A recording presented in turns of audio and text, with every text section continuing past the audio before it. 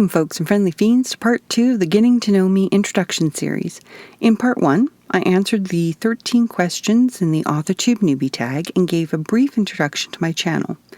If you haven't seen Part 1, there is a link in the description below, but let's attempt a quick recap, shall we? My name is Elise Knight, and I am a self-published author who writes paranormal science fiction adventures. I'm an introvert with chronic anxiety and a fear of the camera. My oddly traditional hobby is hand embroidery, and I am a big fan of science fiction, urban fantasy, and paranormal romance. This channel is a Frankenstein experiment to stitch all of my interests into a single living, breathing, monstrous creature bound to confuse the YouTube algorithm beasties. With that tidily out of the way, on to today's topic, becoming a self-published author and building my writing universe by defying the be original myth. Okay, what better place to start than at the beginning? Through some mishaps and several unfortunate events, I found myself in the position of being unemployed and living in a part of the States where my particular career skills were not coveted. I had been considering writing for a while and finally had all the time in the world to give it a try. However, I have to warn you that I do not recommend starting a writing career under these circumstances. It is the perfect chemistry for debt and depression, and I highly recommend that you avoid this tragic formula at all costs. Anyway, my former career was in franchise management, which gave me all the tools that I needed to take a very strategic approach to building a writing career. It's not exactly the romantic, creative dream writerly types envision, but it was a wise step for me. I adapted the skills and knowledge from my previous career and did a lot of research into the business of writing. I knew that it was best to write in a series, which gives readers more of what they love and gives the author a library on which to capture loyal readers. Because the sad reality of the modern world, folks, is that everything, even art, revolves around CRM. While doing my research, I learned that it's also best to be consistent and reliable and not to confuse readers by publishing in a jumble of different genres. I knew that I wanted a cohesive brand, and I didn't want to keep recreating franchises every time I started a new series. Partly because I'm lazy, and partly because it's just a wise investment. I wanted to write in a single universe that gave readers a variety of different but similar experiences. Determined to define my brand, I sat myself down and wrote out all of the things that I enjoyed and that I needed in this universe to keep it exciting and fresh for me to write. First and foremost, I needed an element of paranormal. I love vampires and shifters and witches, which frankly has been my personal core aesthetic since my gothy teens. But I also love nerdy space-based science fiction. I seriously cannot tell you how many times that I've watched Stargate, Star Trek, and Battlestar Galactica, but it has been far more than I should admit to in public.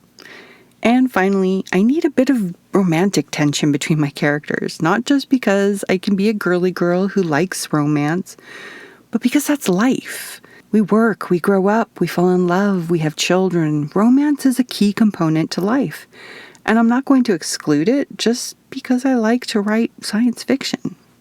So, I had defined my weird cross-genre mashup of a brand.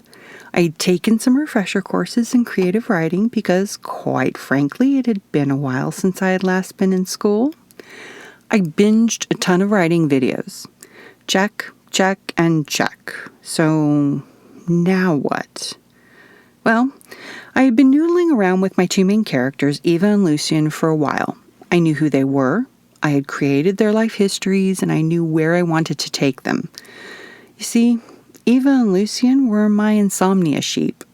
Yeah, while other people count fluffy white sheep to go to sleep, I had spent hundreds of nights creating these two soulmates while trying to fall asleep, and usually failing.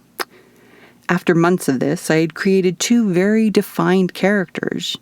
You know that world-building saying that readers only see the tip of the ice above the water's surface, but the writer has a giant iceberg of details beneath what is seen?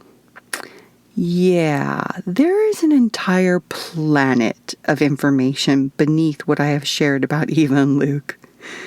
And though I may have a wealth of character details to work from, For a very long time, they were nothing more than two people in a blank room. I didn't have a world, a plot, or even a premise where they could come to life.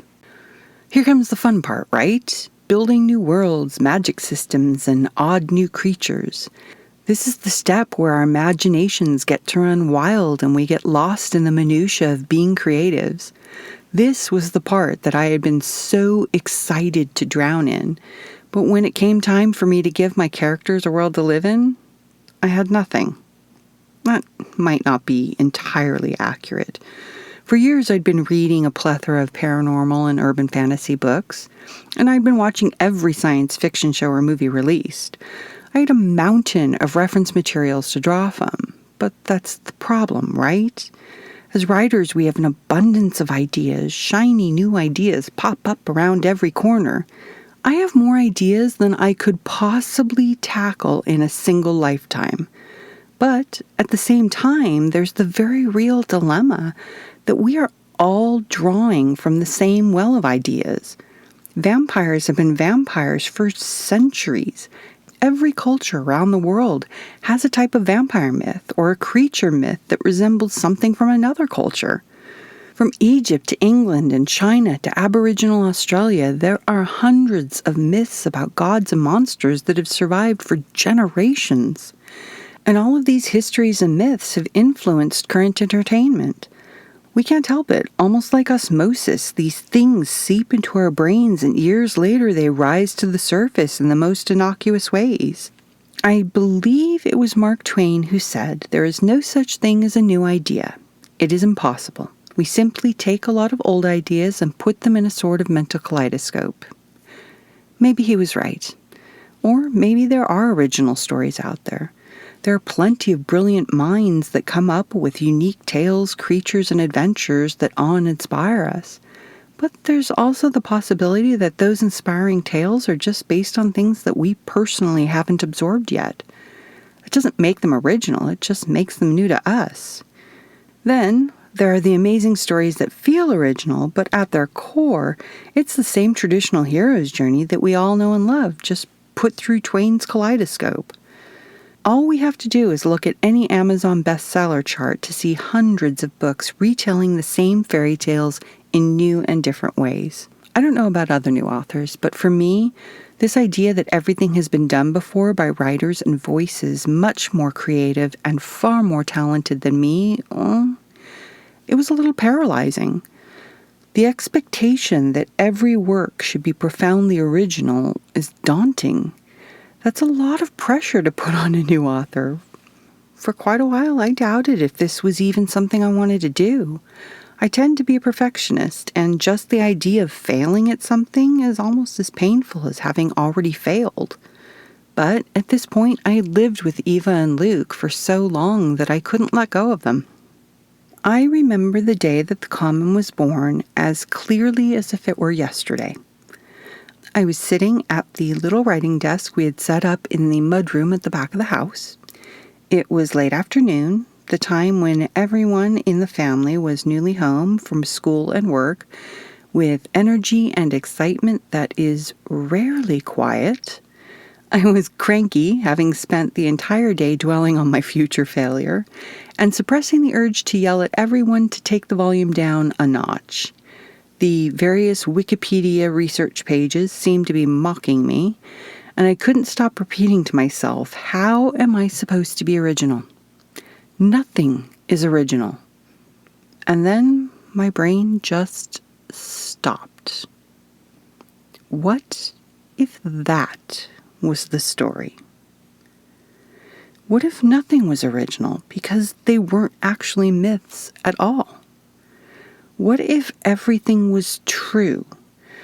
Not in an alternative reality, parallel time, urban fantasy way, but in an aliens are real but we're not supposed to know about it kind of way.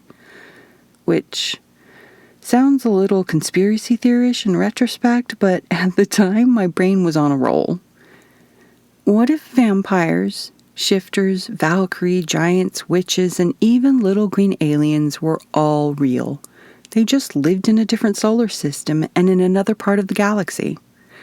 What if all of these myths were family stories told by the descendants of demons, siren, and fae refugees who had come to Earth long ago?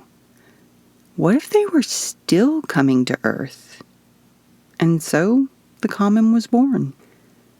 My first task was to create an origin story. In the Common, our universe was created in a similar event to the Big Bang Theory. An all-knowing presence came into existence and then promptly imploded under the weight of its vast knowledge, shattering into millions of tiny sentient shards that were mere fractions of their original unified form. In an effort to regain their original knowledge base, these beings began to create the matter and souls of our universe. Our galaxies were little petri dishes of experiments for the creators to learn, grow, and become more. The Milky Way galaxy contained the experiments of a group of creators that were a family of sorts, and the Common was created by their youngest offspring. This young creator believed that they could gain the most knowledge of existence through the process of evolution, and created Earth for this purpose, isolating and shielding humans from the rest of the Common to protect the experiment. But eventually the creators abandoned their toys and mischief and mystery ensue. After my overarching origin story, it was time for more detailed world building. I spent months creating a universe of solar systems that existed on a common plane of space and in a relatively small sector of our galaxy. But the species that inhabited these systems didn't necessarily hold to what we understand today as their origins. When it came to dividing up myths into various species, I took the telephone approach. For those of you not of a certain age, there was once a game called telephone that kids would play at slumber parties. Picture a bunch of giggling girls in sleeping bags on the living room floor, some of them watching TV, some of them doing makeovers on their friends, and everyone eating way too much sugar. One of the girls would whisper a sentence such as, "I like pineapple," into their nearest friend's ear. At some point in the night, that person would whisper to the next person what they remembered deciphering over the blaring TV and their friends' giggles. And so it would go until the message had been passed along through everyone. When the final girl received the message, she would tell the entire room what was whispered in her ear. "Chris Pine's Adam's apple is delicious." And everyone would have a grand giggle on how the original sentence was twisted and distorted into something entirely new, which was usually totally filthy and perfectly age inappropriate. And just like the telephone game, when it comes to myths handed down through generations, I'm proposing that everything has been distorted and taken out of context. When I began adapting a creature's myth, I used a core aspect that suited my needs rather than follow the pantheon or origins of a myth. For example, in the Common, sitting on the border between quadrants 2 and 3, is the system known as Indrana. The Indrani people are all female, with the reproductive quirk that they need to breed with other species to continue their race. All females born from this union will be Indrani, and all of the males will be born as the species of their father. Although they all have the same reproductive characteristics, the Indrani have a wide variety of subspecies. In the Common, the Norse Valkyrie, the Greek Sirens, and the Irish Banshee are all Indrani. A family of Valkyrie may have settled in the Nordic territories thousands of years ago, thus turning them into the myth humans are familiar with today. I could have made up names for each of the solar systems and species in the Common, but that would have conflicted with my premise that all of these myths have threads of truth.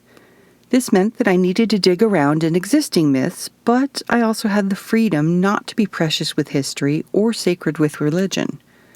Unfortunately, the problem with this version of mythology is that it felt a little too chaotic. Even though I didn't intend to strictly follow these pantheons, I still felt that my universe needed a unifying backbone from which to hang the myths. But choosing a single culture or religion to represent all of the Common felt in direct opposition to my objective.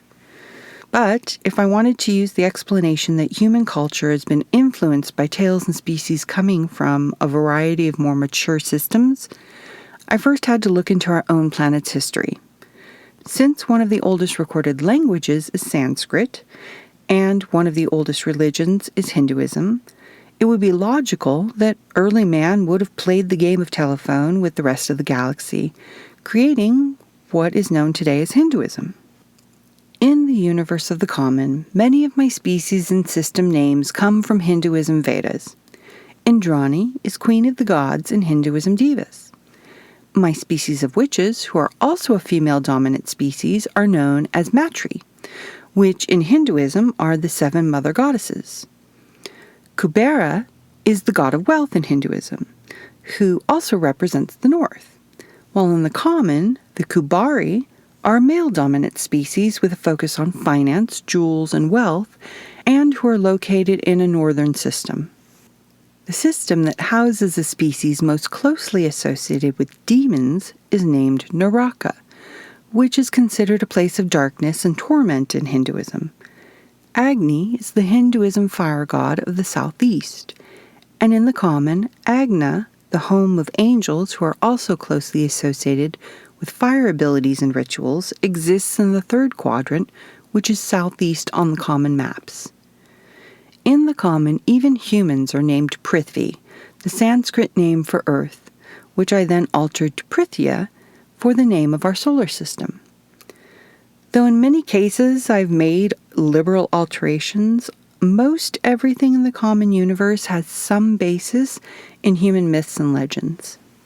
On the surface, my universe is not original or terribly unique. Even knowing this, I still had a bit of a stutter this past week when I finally read A Court of Thorn and Roses, only to discover the author had made her fairy realm named Prithian. It isn't spelled the same, it doesn't mean the same thing, and my fae realm is titled Sushana Fae. But Prithia and Prithian are undoubtedly similar, because at the end of the day, we're all drawing from similar wells of ideas. What makes our stories unique is our voice and how we use those ideas. I'm going to be very honest with you. When I first started writing again, I had a period where I was drowning in the world building. Planning my universe had become a safe little place where I could claim I was writing, but I didn't have to confront the fear of creating some kind of original masterpiece. Then reality hit, and if I ever wanted to get this thing moving forward, I needed to start plotting. Next thing I knew, I had a file with the word count of a full novel, but it was all outline and plot. And once again, I was stuck in a never-ending plotting stage, which then became an endless drafting phase and a constant circle of revisions. To this day, every single time that I sit down to write, it is a constant battle against fear. Fear of being a terrible writer, fear of not knowing what to write, fear of writing the wrong thing, fear of never succeeding. It's easy to look at best-selling author Sarah J. Maas and find myself wanting in comparison. This is the curse and the folly of a lot of creatives. I see others doing better and succeeding, and I have to admit that I can find it discouraging, which is completely ridiculous. Success isn't a zero-sum game, but I am constantly combating comparisonitis, and I've seen enough YouTube videos to know that I'm not alone. But the reality of being a creative is that nothing is perfect, and nothing is a failure. Every writing voice is unique, and there is someone out there who will find my voice interesting. Our goal isn't to be perfectly original, it's to be originally ourselves. In the beginning, that was a really hard thing for me to come to terms with, and I still have to constantly remind myself that it's okay not to be perfect. It's okay not to be Sarah J. Maas. It's okay not to be Neil Gaiman or Janine Frost or whoever happens to be my comparison idol of the week, because as long as I'm trying to be as good as them, I'm not being me. And what if being me someday turns out to be kind of good? I recognize that I am not a great author right now, but with every book that I write, I'm getting better. I could have held on to my early books and worked on them until they were as good as they could possibly get. There's a very valid argument for not publishing crap. There is also a very valid argument that writing a dozen drafts doesn't always improve a book.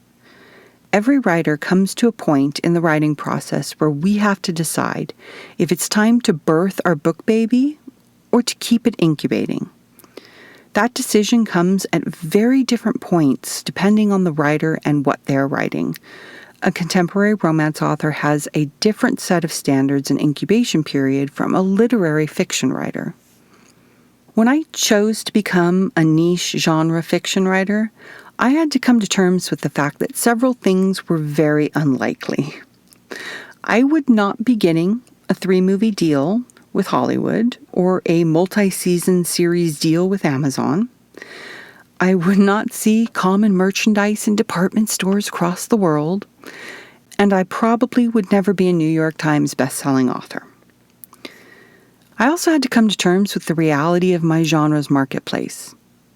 As a self-published author, I wouldn't be able to sell my books for the same retail price as traditionally published books. The self-publishing landscape is also facing a very competitive period. We need to publish regularly and often. This means that for every revision draft, I am putting distance between my next release and my last release. And the wider the gap between releases, the harder each release becomes. I recently watched a documentary about Kurt Vonnegut's life. In the mid-20th century, a writer like Vonnegut could make a living writing short stories and publishing them in magazines. Can you imagine that today? Making a decent living off of 5, 10, or 20,000 words every other month? It's mind-blowing. Today, authors are cranking out 80 to 100,000 words every few weeks and publishing 8 to 12 novels a year, sometimes more. You can judge them however you like, but the fact is that many of them are really good books. Lindsay Buroker is an amazingly prolific self-published author, and I dare you to read her Star Kingdom series and not be thoroughly entertained by Casimir and his crushers. Personally, I can't write a book every month. So for each of my releases, I need to weigh the risk of publishing something that isn't perfect against the benefit of maintaining relevance. That's a hard thing to ask of a new writer. We're insecure as it is, but now we have to be both writer and publisher, and sometimes the publisher has to give some bad news that the writer just doesn't want to hear. Sometimes that news is that the key to writing in this day and age isn't perfection. It's about creating good entertainment. Time and practice will hopefully get me closer to becoming an amazing writer. But if I waited until I was eventually an amazing writer, I would miss out on the learnings that come with each book's release. Plus, if I'm missing out on those valuable learnings, will I ever truly become an amazing writer? I'm choosing to bet that readers who will like my little niche of books are also willing to take that writing journey with me. I'm choosing to reject and defy the myth that all writers need to produce original masterpieces of perfection. Because, let's be realistic, if everything had to be an original masterpiece, Disney wouldn't exist. So, that's the story of how I got to where I am today, somewhere at the beginning-ish of my writing career, and looking forward to a long and fruitful journey. That's also how I came to my new mantra for writing, publishing, marketing, stitching, YouTube videos, and heck, for my life in general, which is, be gentle with yourself and practice a little imperfection. Thank you for sticking around to the end of this long-winded ramble, and I hope that you're curious enough to subscribe and take a listen to Uncommon, Book 1 in my Chronicles of the Common series, read exclusively here on YouTube. If you found this little hand embroidery thing intriguing, don't hesitate to check out my Stitching Sci-Fi series of videos where I talk about my favorite story elements and stitch a design inspired by a science fiction movie or series. Until next time, folks and friendly fiends, take care and have a cozy, common day.